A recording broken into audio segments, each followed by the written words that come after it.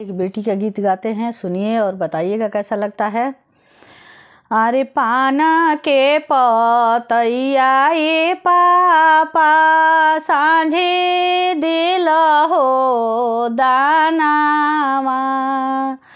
अरे पाना के पतैया ये पापा सांझे दिल हो दानावा।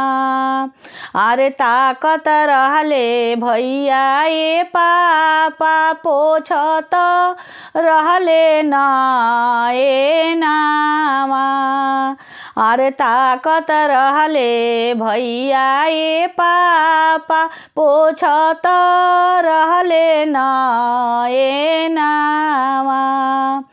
अरे साची लेती रौरा ये बेटी साची लेती जीवानावा।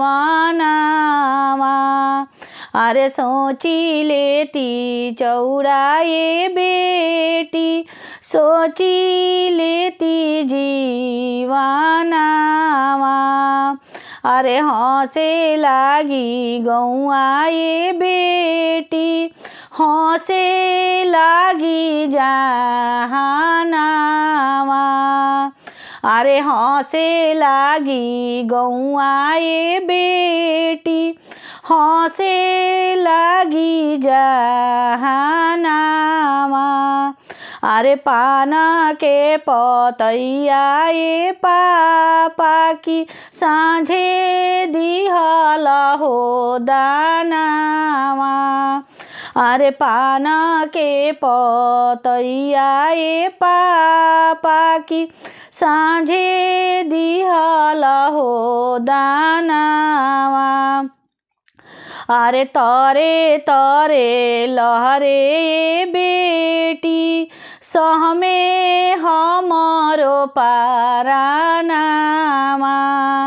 अरे तरे तरे लहरे ये बेटी सहमे हमरो पारानावा।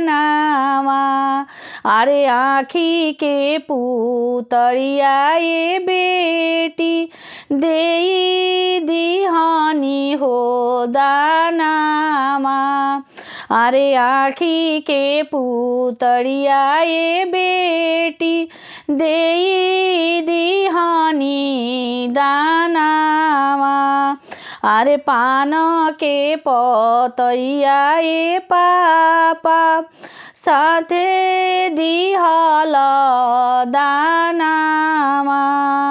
अरे पान के पतैया ये बे पापा सांझे दिहल हो दानावा। अरे ताकत रहले भैया ये पापा पोछत रहले ना ए नावा।